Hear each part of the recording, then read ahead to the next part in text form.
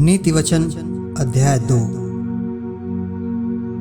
हे मेरे पुत्र, यदि तू मेरे वचन ग्रहण करे और मेरी आज्ञाओं को अपने हृदय में रख छोड़े और बुद्धि की बात ध्यान से सुने और समझ की बात मन लगाकर सोचे और प्रवीणता और समझ के लिए अति यत्न से पुकारे और उसको चांदी के समान ढूंढे और गुप्त धन के समान उसकी खोज में लगा रहे, तो तू यहोवा के भय को समझेगा और परमेश्वर का ज्ञान तुझे प्राप्त होगा।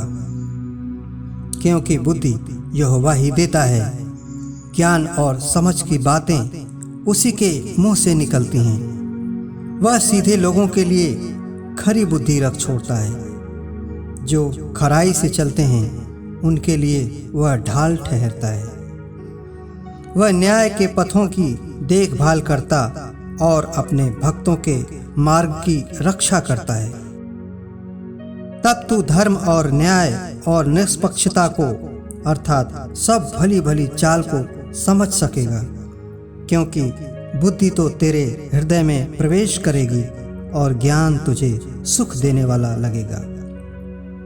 विवेक तुझे सुरक्षित रखेगा और समझ तेरी रक्षक होगी, ताकि तुझे बुराई के मार्ग से और उलटफेर की बातों के कहने वालों से बचाए, जो खराई के मार्ग को छोड़ देते हैं ताकि अंधेरे मार्ग में चलें, जो बुराई करने से आनंदित होते हैं और दुष्ट जन की उलटफेर की बातों में मगन रहते हैं, जिनकी चाल चलन टेढ़ी मेढ़ी और जिनके मार्ग बिगड़े हुए हैं।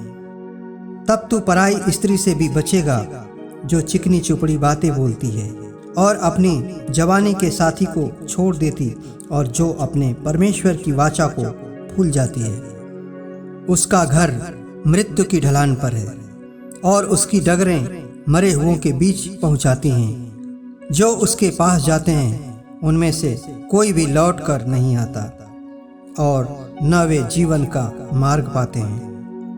तू भले मनुष्यों के मार्ग में चल और धर्मियों के पथ को पकड़े रह, क्योंकि धर्मी लोग देश में बसे रहेंगे और खरे लोग ही उसमें बने रहेंगे। दुष्ट लोग देश में से नष्ट होंगे और विश्वासघाती उसमें से उखाड़े जाएंगे।